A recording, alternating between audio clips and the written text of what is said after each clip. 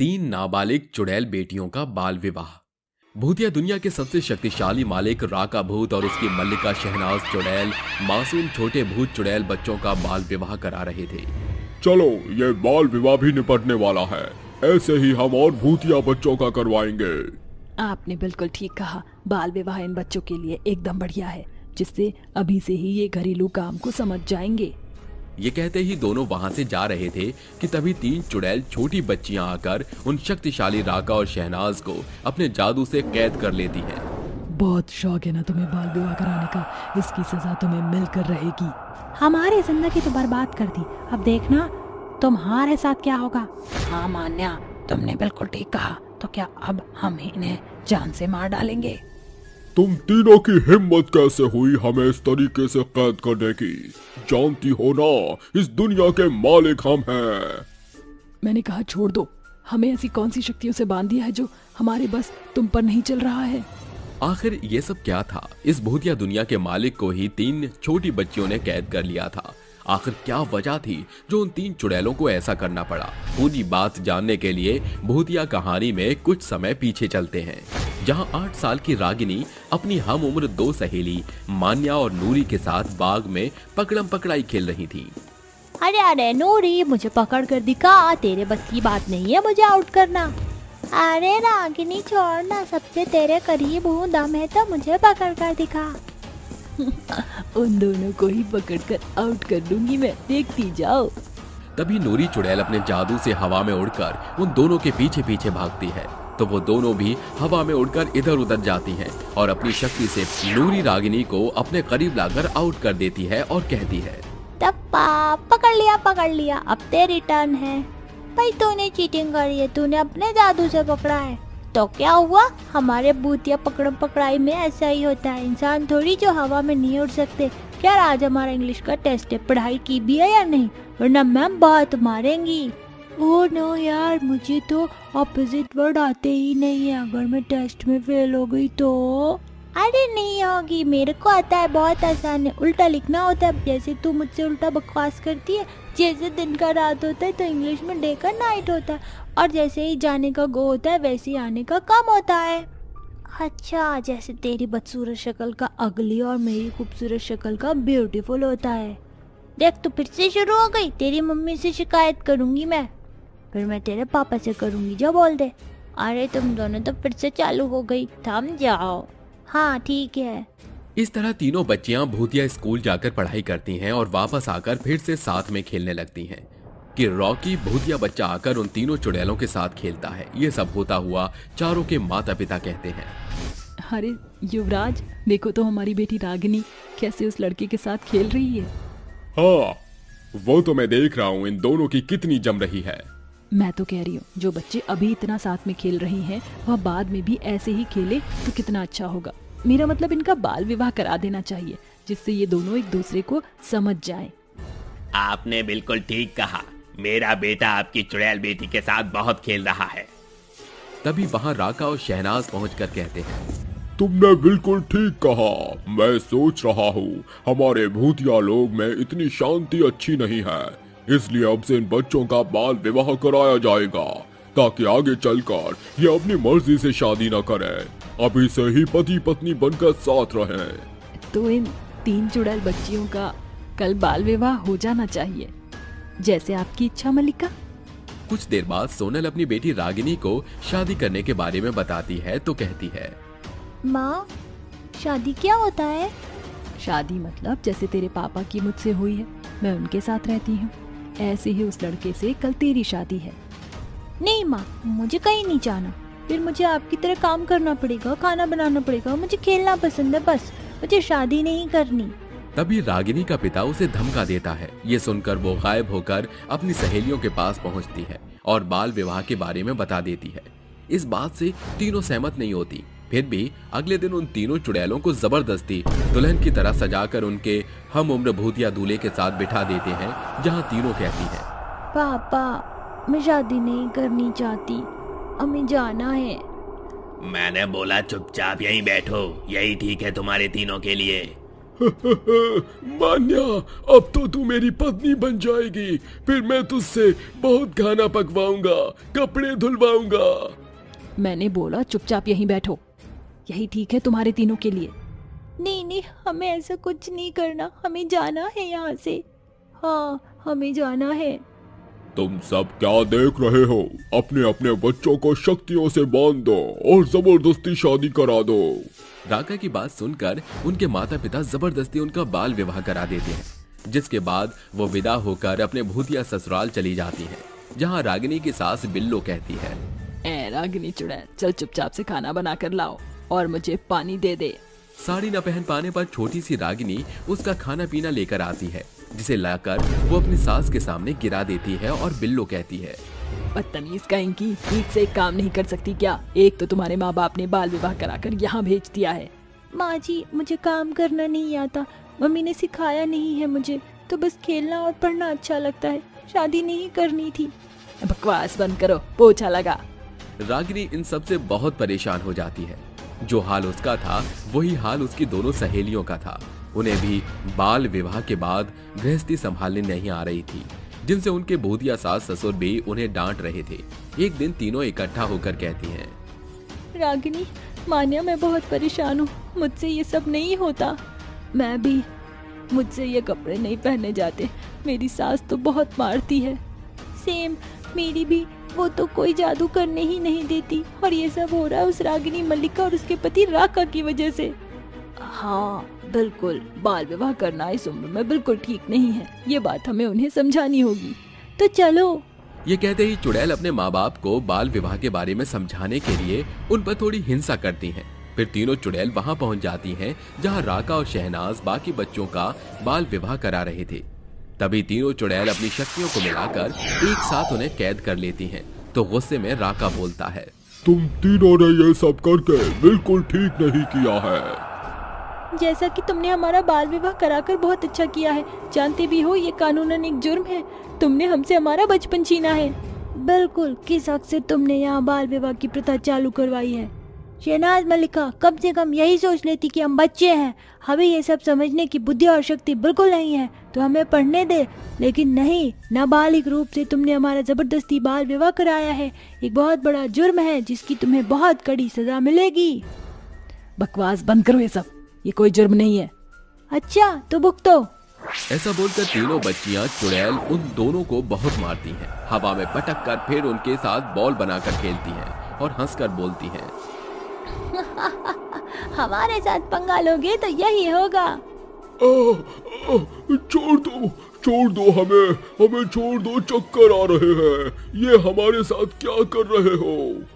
हाँ, बख्श दो हमें, हम वादा करते हैं आज के बाद इस भूतिया लोक में कभी बाल विवाह नहीं कराएंगे, उनके बचपन के साथ नहीं खेलेंगे।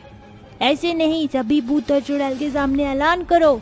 हाँ, मुझे मंजूर है, उसके बाद हमें इस जंजीर से आजाद कर देना। तभी राका और शहनाज को तीनों चुड़ैल पूरे भूतिया लोक के सामने ले जाती हैं। शहनाज चुड़ैल, आप सभी के सामने ऐलान करती हूँ कि हमारे लोक में अब से कोई भी बाल विवाह नहीं होगा, जो भी करेगा उसे कड़ी सजा मिलेगी। इसलिए जो भी बाल विवाह कर रहा है वो रोक दिया जाए। अब हमें छोड़ दो, हम दोनों तुम तीनों बच्चियों से माफी मांगते हैं और आज से तुम आजाद हो। ये अब हम फिर से खेल सकते हैं। इस तरह तीनों छोटी चुड़ैल बच्चियां अपने भूतिया लोक से बाल विवाह की प्रथा को खत्म करवा देती हैं और पहले जैसी जिंदगी जीती हैं। स्वरागिनी, संयोगिता, समीक्षा तीनों बहनें बाजार में घूमने के लिए जा रही होती हैं। वो तीनों गांव में सबसे अलग होती हैं, उनके बाल सोने से सुनहरे होते हैं। तभी स्वरागिनी कहती है, आज हमारे गांव में मेला लगा है, वहाँ पर चलते हैं, वहाँ कई सारे झूले लगे होंगे। हाँ, और मुझे तो कई सारा खाना भी खाना है, चलो चलते हैं मेले में। तीनों बहनें मेले में पहुंच जाती हैं, जिसके बाद स्वरागिनी, संयोगिता, समीक्षा तीनों मेले के अंदर झूले झूलने लगती हैं। मेले के अंदर चारों तरफ चहल पहल होती है, सभी लोग काफी खुश नजर आ रहे होते हैं। तभी अचानक से जोर जोर से हवाएं चलने लगती हैं। अरे ये क्या, अचानक से इतनी जोर से आंधियां क्यों चलने लगी? गांव के सभी लोग यहाँ से वहाँ भागने लगते हैं। देखो, मुझे तो कुछ गड़बड़ लग रही है, चलो हम भी यहाँ से चलते हैं। अरे कहाँ जा रहे हो? वो देखो वहाँ पर क्या है। तभी उन तीनों को आसमान में एक बहुत भयानक चुड़ैल उड़ती हुई नजर आती है। हे भगवान, ये तो एक चुड़ैल है, चुड़ैल। तभी चुड़ैल आसमान में जोर जोर से हंसने लगती है। कहाँ भाग रहे हो? तुम मुझसे जितना भी भाग लो, मैं तुम में से किसी को नहीं छोड़ूंगी। गांव के सभी लोग चुड़ैल से बचकर यहाँ से वहाँ भागने लगते हैं। वहीं दूसरी तरफ स्वरागिनी, संयोगिता और समीक्षा भी चुड़ैल को देखते ही भागते हुए एक घर के पीछे छुप जाते हैं। आखिर ये चुड़ैल इन गांव वालों को क्यों मार रही है? मैं नहीं जानती, मुझे तो लगता है ये चुड़ैल लोगों को मारकर खाती होगी। मुझे तो माँ की चिंता हो रही है, पता नहीं माँ कहाँ पर है। चलो हमें यहाँ से चलना चाहिए और माँ को ढूंढना चाहिए। समीक्षा, संयोगिता, स्वरागिनी तीनों अपनी माँ को ढूंढने के लिए निकल पड़ती हैं, लेकिन उन्हें उनकी माँ कहीं भी नजर नहीं आती।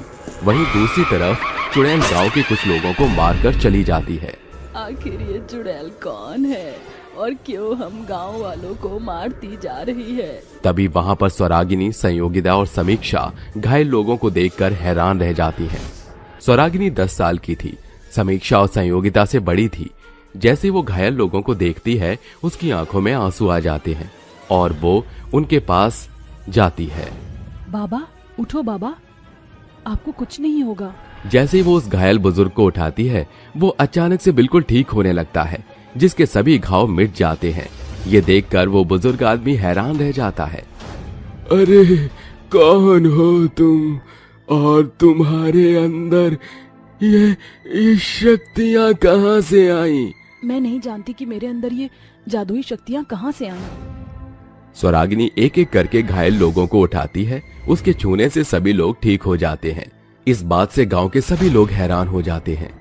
हमारे गांव में एक चुड़ैल तो है ही, लेकिन 3 सोने के सुनहरे बालों वाली लड़कियां भी हैं, जो अपनी जादुई शक्तियों से हम लोगों की मदद करती हैं। तभी वहाँ उन तीनों की माँ दुर्गा आ जाती है और उनसे कहती है, तुम तीनों यहाँ क्या कर रही हो? चलो यहाँ से घर चलो। दुर्गा उन तीनों को घर ले आती है, जिसके बाद दुर्गा अपनी तीनों बेटियों से कहती है, देखो मेरी बच्चियों, तुम्हारे अंदर जो जादुई शक्तियाँ हैं, लोग उसका गलत फायदा उठा सकते हैं। इसलिए तुम्हें अपनी शक्तियों को उन सभी लोगों से छुपाना है और किसी को इसके बारे में नहीं बताना। समीक्षा सबसे छोटी 5 साल की होती है और वो बड़ी ही मासूमियत से पूछती है, माँ, जब हमारे पास जादुई शक्तियाँ हैं, तो हम इन जादुई शक्तियों से लोगों की मदद क्यों नहीं कर सकते? और आप हमें लोगों की मदद करने से क्यों रोकती हो? क्योंकि मेरी बच्चियों, मैं डरती हूँ तुम तीनों को खोने से। कहीं ये गांव वाले तुम्हारी इन शक्तियों का फायदा ना उठा ले। दुर्गा जितना भी अपनी तीनों बेटियों को उनकी शक्ति इस्तेमाल करने के लिए मना करती, उसकी तीनों बेटियां उतना ही गांव वालों की मदद करती। एक दिन एक रास्ते पर एक बहुत ही बुजुर्ग औरत घायल पड़ी होती है। हे भगवान, इन्हें क्या हो गया? जैसे ही स्वरागिनी उन्हें उठाने की कोशिश करती है, उसके स्पर्श से उस बूढ़ी औरत के सभी जख्म ठीक हो जाते हैं। जिसके बाद वो बूढ़ी औरत कहती है, मेरी मदद करने का तुम्हारा बहुत बहुत शुक्रिया। आपकी ये हालत किसने की? मेरे बेटे और मेरे बहू ने मुझे मार मार कर घर से निकाल दिया। मेरी बहू मुझे बिल्कुल पसंद नहीं करती और मेरे पास इतने पैसे भी नहीं कि मैं अपना गुजारा कर सकूं। उस बूढ़ी औरत की ये बात सुनकर स्वरागिनी, संयोगिता, समीक्षा अपने सोने के बाल तोड़कर उस बूढ़ी औरत को देती हुई कहती है, अम्मा जी, ये हमारे सोने के बाल हैं। आप इनकी मदद से अपनी परेशानियों को दूर कर सकती हो और फिर कभी हमारी जरूरत पड़े तो हमें याद कर लीजिएगा। लेकिन तुम तीनों लड़कियां कौन हो और तुम्हारे सर पर ये सोने के बाल कहाँ से आए? और तुम्हारे अंदर तो जादू भी है, ये सब तुम्हें कैसे मिला? देखिए, इसके बारे में हमें भी नहीं पता। ऐसा कहकर स्वरागिनी अपनी दोनों बहनों के साथ वहाँ से चली जाती है। जब भी कोई मुसीबत में होता तो वो तीनों हर किसी की मदद करती। एक दिन अचानक से गांव में चुड़ैल फिर से आ जाती है। नहीं बचोगे, मैं तुम में से किसी को नहीं छोड़ूंगी। तुम सबसे मैं अपनी मौत का बदला जरूर लूंगी। चुड़ैल एक एक करके गांव वालों को पकड़ती और उन्हें मार देती। तभी वहां से समीक्षा, संयोगिता और स्वरागिनी गुजर रहे होते हैं। चुड़ैल को देखकर स्वरागिनी डर जाती है और अपनी दोनों बहनों को वहां से ले जाने लगती है। लेकिन तभी संयोगिता और समीक्षा लोगों को तड़पते हुए देख गुस्से से आग बबूला हो जाती है और वो चुड़ैल का सामना करने के लिए उसके सामने जाकर खड़ी हो जाती है। जिसके बाद संयोगिता अचानक से अपनी शक्तियों का इस्तेमाल करती है, जिसके चलते संयोगिता अपने मुंह से आग निकालती है। वहीं समीक्षा अपने हाथों से बिजली निकालती है और दोनों चुड़ैल के ऊपर वार करती है। तुम्हें क्या लगा कि तुम मेरा मुकाबला करोगी और मैं हार जाऊंगी? अभी देखो मैं तुम्हारा क्या हाल करती हूँ। चुड़ैल भी अपनी शक्तियों से संयोगिता और समीक्षा के ऊपर वार करने लगती है। दोनों तरफ टक्कर बराबर की होती है। वहीं दूसरी तरफ स्वरागिनी घायल लोगों को स्पर्श करती है और उन्हें दोबारा से जिंदा कर देती है। तभी वहां पर दुर्गा आ जाती हैं और ये सब देखकर रोने लगती है, जिसके बाद दुर्गा चुड़ैल के सामने हाथ जोड़कर उससे कहती है, मैं तुम्हारे आगे हाथ जोड़ती हूँ, ऐसा अनर्थ मत करो। एक तरफ तुम हो और एक तरफ है तुम्हारी ही बेटियां। मैं इस राज को और नहीं छुपा सकती। आज तुम्हें ये राज जानना ही होगा। दरअसल ये सुनहरे सोने के बालों वाली लड़कियां तुम्हारी ही बेटियां हैं। ये सुनकर चुड़ैल एकदम से ठंडी पड़ जाती है। उस दिन जब तुम काली शक्तियों की पूजा कर रही थी, उस समय गांव के लोग तुम्हारी शक्तियों से बहुत डर चुके थे। इसलिए उन्होंने तांत्रिक बाबा को बुलाकर तुम्हें यहाँ से भगाने की कोशिश की थी। तांत्रिक बाबा ने तुम्हें यहाँ से भगा तो दिया, लेकिन तुम्हारी शक्तियों से इन तीनों सुनहरे सोने के बालों वाली लड़कियों ने जन्म लिया। लेकिन ये तुम्हारी तरह क्रूर नहीं थी। इन्होंने जन्म से ही लोगों की मदद की। इनके अंदर अद्भुत शक्तियाँ हैं। एक के अंदर बिजली है तो दूसरी के अंदर ज्वाला और तीसरे के अंदर लोगों को जिंदा करने की शक्तियाँ हैं। जहाँ मैं लोगों को मारकर अपनी मौत का बदला ले रही थी, वहीं मेरी इन बच्चियों ने लोगों की मदद की। मेरे इतने कठोर होने के बाद भी मेरी बेटियां हमेशा लोगों की मदद करती रहीं। आज मुझे इनसे सबक मिला है कि कठोर होने से केवल लोगों को नुकसान ही पहुंचता है। इसलिए हमें लोगों की मदद करनी चाहिए।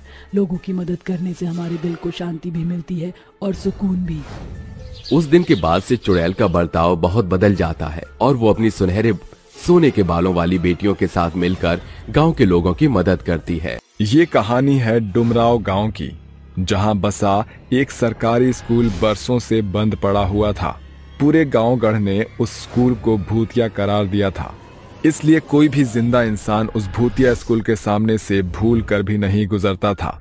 जहां दिन के समय में स्कूल पूरे तौर पर खंडहर रहता था, वहीं सांझ की बेला बीतने के बाद स्कूल के चारों ओर चुड़ैल और भूतों की चहल पहल शुरू हो जाती थी। कक्षा के बेंच पर बैठकर दो चुड़ैल आपस में बात कर रही हैं। पायल, मुझसे अब और बर्दाश्त नहीं होता। चल जल्दी कर, वरना पूरी कक्षा में मेरी खिल्ली उड़ जाएगी। ठीक है, चलते हैं। दोनों चुड़ैल स्टूडेंट कक्षा से सीधे स्कूल में बने शौचालय के पास पहुंचती है, जिसके बाहर कुर्सी लगाए हुए तगड़ा सा भूत बैठा होता है। जैसे ही पलक शौचालय की ओर बढ़ती है, वो भूत अपनी लाल स्याह आंखें दिखाते हुए कहता है, अरे ओ चुड़ैल, कहाँ बढ़ी चली जा रही है? क्या तुझे पता नहीं कि इस शौचालय में चुड़ैल के जाने पर पाबंदी है? मुझे बहुत तेज का प्रेशर आ रहा है, मुझे शौचालय के भीतर जाने दो। अपना ये प्रेशर का पिटारा स्कूल के पीछे के मैदान में शौच कर, समझी? चुड़ैल अपना पेट पकड़कर स्कूल के पीछे के मैदान की ओर भागती है और वो शौच करने बैठने ही वाली थी कि दीवार के पीछे खड़े भूतिया स्टूडेंट तफरीबाजी करते हैं। चप्पा चप्पा चरखा चले, बिना डब्बा करने चले। ये भूतिया स्टूडेंट आज फिर हमारे पीछे पीछे चले आए। पलक, तू झाड़ियों के नीचे बैठ जा, मैं तुझे पीछे से घेरती हूँ। शौच रोकने में समझदारी नहीं पायल, देख ये भूतिया स्टूडेंट कैसे मेरी तरफ ताक लगाए बैठे हुए हैं। ऐसे में मैं शौच कैसे कर पाऊंगी? आखिर हम चुड़ैलों पर इन भूतों की ये ज़्यादतियाँ कब बंद होगी? जहां एक और चुड़ैल के लिए स्कूल में शौचालय जाने की मनाही थी, वहीं दूसरी ओर सभी भूतिया स्टूडेंट को शौचालय जाने के लिए कर चुकाना पड़ता था। कोई भूतिया चुड़ैल आवाज उठाने का सोचती तो शौचालय के बाहर बैठे भूत की भयावह रूप को देखकर उनकी सांसें थम सी जाती। देर रात वो भूत स्कूल की सीमा से निकलकर गांव में बने माखन सिंह के हवेली पर आकर कहता है, ये लो मालिक, शौचालय से कुल मिलाकर आज इतनी कमाई हुई है। शाबाश मेरे भूतिया शेर, ऐसे ही मेरे लिए काम करता रहे, मैं तुझे बेशुमार बोटियां खाने को दूंगा। असल मायने में भूतिया स्कूल और वहां बने शौचालय, साथ ही शौचालय के बाहर बैठे भूत पर भी एक इंसान का दबदबा था। वो भूत माखन सिंह के कहने पर भूतिया स्टूडेंट से शौचालय जाने के बदले पैसे लिया करता था, जिसके बदले में भूत को बहुत सारी बोटी खाने को मिलती थी। एक दिन की बात है, चंदा जो उस भूतिया स्कूल की टीचर थी, सभी चुड़ैल स्टूडेंट्स उसके पास शौचालय से जुड़ी शिकायतें लेकर आती हैं। अरे पलक पायल, तुम दोनों का मुंह क्यों उतरा हुआ है? मिस, दिन पर दिन शौचालय के बाहर बैठे भूत की ज्यादती बढ़ती जा रही है। शौचालय एक बड़ी समस्या बन गया है। ये भूत किसी भी कीमत पर हमें शौचालय में नहीं जाने देता और स्कूल के परले वाले मैदान में ये भूतिया स्टूडेंट ताका झाकी करते हैं। हम बेबस चुड़ैल जाए तो जाए कहाँ? फिक्र मत करो, मैं जाकर भूत से बात करती हूँ। ऐसा कहते हुए चुड़ैल चंदा कक्षा से सीधे स्कूल में बने शौचालय के पास आती है, जहाँ बैठा भूत कहता है, आओ आओ चंदा चुड़ैल। तुमने मेरी कक्षा के स्टूडेंट्स को शौचालय क्यों नहीं जाने दिया? ओम फो, मुझे तो लगा था कि तुम मुझसे प्यार के 2 मीठे बोल बोलने आई हो, मगर तुम तो लड़ाकू विमान बनी बैठी हो। अरे उन्हें न जाने दिया तो क्या हो गया तुम्हारा? तुम्हारे लिए इस शौचालय के द्वार हमेशा खुले हुए हैं। अगर तुम चाहो तो हम दोनों इस शौचालय में एक साथ चल सकते हैं। ये सुनकर चुड़ैल गुस्से से दांत पीसती हुई अपना हाथ बढ़ाकर भूत को तमाचा मारते हुए कहती है, आइंदा अगर बेहूद की दिखाई ना तो तुम्हारा सड़ा गला भेजा खोलकर रख दूंगी। तू मेरा भेजा खोलेगी? जानती है बहुत चर्बी चढ़ गई है ना तुझे, अभी मजा चखाता हूँ, रुक। भूत चुड़ैल को अपनी शक्तियों से एकदम कमजोर कर देता है। जैसे तैसे चुड़ैल मदद की गुहार लगाते हुए स्कूल के मुख्य दरवाजे पर आ पहुंचती है, जहां से एक शख्स गुजर रहा होता है जिसका नाम विक्रम दीवान है। मेरी मदद करो, सुनो, रुक जाओ, मेरी मदद करो। विक्रम पीछे मुड़कर देखने वाला था कि अचानक से गांव का एक निवासी जिसका नाम दिना था, वो विक्रम का बाह पकड़कर आगे की ओर खींचने लगता है। अब पीछे मुड़कर मत देखना परदेसी बाबू, वरना जान से हाथ धो बैठोगे। इसके बाद विक्रम दीना के साथ आगे बढ़ने लगता है। कुछ देर बाद, तुमने बताया नहीं वो औरत जो मदद की गुहार लगा रही थी वो कौन थी? अरे परदेसी बाबू, वो औरत नहीं थी बल्कि एक चुड़ैल थी, और जिस जगह वो खड़ी थी वो एक भूतिया स्कूल है, जहाँ चुड़ैल और भूतिया स्टूडेंट का साया मंडराता है। वैसे कौन सी डगर जाना है आपको? दरअसल मुझे डुमराव गांव जाना है। अरे यही तो डुमराव गांव है परदेसी बाबू। अब पहली बार आप हमारे गांव में पधारे हैं, इसीलिए आप हमारे पाहुन हैं, आइए ना। दीना विक्रम को अपने घर में ले आता है और उसकी खूब खातिरदारी करता है, जिसके बाद विक्रम फिर से उसी बात को दोहराते हुए कहता है, शायद इस स्कूल की वारदात अधूरी रह गई थी। मुझे शुरुआत से सब कुछ जानना है। अरे परदेसी बाबू, उस स्कूल के बारे में तुम जानने में इतना रुचि काहे रख रहे हो? क्योंकि मैं एक शिक्षक हूँ जो सरकार की ओर से इस गांव में भेजा गया हूँ ताकि स्कूल में बच्चों को शिक्षा का प्रसार हो। डुमराव गांव में कभी भी कोई बच्चा नहीं पढ़ पाएगा। हमारे गांव में केवल वही इकलौता स्कूल है जिस पर चुड़ैल और भूतिया स्टूडेंट का साया मंडरा रहा है। उस स्कूल के शौचालय के बाहर एक भयंकर भूत बैठता है, जो वहां के चुड़ैल और भूतिया स्टूडेंट से शौचालय जाने के लिए कर मांगता है। उस भूत की बागडोर माखन सिंह के हाथ में है। उस भूत के जरिए कमाई करके हमारे बच्चों के भविष्य के साथ खिलवाड़ कर रहा है माखन। इसके बावजूद भी आप सभी हाथ पर हाथ धरे बैठे हैं। हम सबको साथ मिलकर उस शख्स का बहिष्कार करना चाहिए। ये गांव के बच्चों के बेहतर भविष्य का सवाल है और उन भूतिया स्टूडेंट के इंसाफ की लड़ाई भी है। विक्रम के लहजे से सभी के खून में उबाल भर जाता है और गांवगढ़ का पूरा दल माखन सिंह के हवेली पर आता है। माखन सिंह, तुम जो सरकारी शौचालय पर कब्जा करके कर वसूल रहे हो, उसकी भनक सरकार को पड़ गई है। कुछ ही देर में तुम पुलिस की गिरफ्त में होगे। पुलिस का नाम सुनकर माखन सिंह का चेहरा पीला पड़ जाता है और वो कहता है, देखो दीवान, अब मुझसे पंगा मिलना तुम्हारे लिए बहुत भारी पड़ेगा। या तो तुम सीधे तौर से मुझे सच बताओ कि आखिर गांव के सरकारी स्कूल को भूतों से निजात कैसे मिलेगा, या फिर तुम सारा जीवन हवालात में काटोगे। रुको, मैं बताता हूँ। मैंने शौचालय के नींव के नीचे अपने आदमी को मार कर उसे गाड़ा है। जिसके बाद मैंने उसे भूत बनाकर शौचालय का पहरुआ बना दिया है। उसने ही सभी को मार डाला। अगर वो शौचालय नष्ट हो जाए तो वो भूत मर जाएगा और सभी चुड़ैल और भूतिया स्टूडेंट भी हमेशा के लिए मुक्त हो जाएंगे।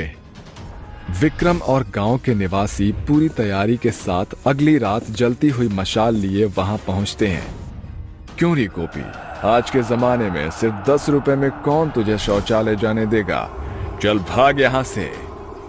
बाबू साहेब, हमें इस मौके का फायदा उठाकर दबे पांव शौचालय को आग लगाना होगा। हाँ चलो। जैसे ही शौचालय में आग लगती है, भूत धू धू करके जलने लगता है। ये क्या हो रहा है? मैं जल कैसे सकता हूँ? ये कैसे संभव है? भूत के खत्म होने के बाद भूतिया स्कूल के सभी चुड़ैल स्टूडेंट और भूतों को भी मुक्ति मिल जाती है। शौचालय के खात्मे के साथ स्कूल से सभी भूतों का साया गायब हो जाता है। विक्रम दीवान के साहस के चलते आज उस स्कूल में एक नहीं बल्कि 2 शौचालय हैं। अब स्कूल की स्टूडेंट लड़कियों को शर्मिंदगी नहीं सहनी पड़ती है।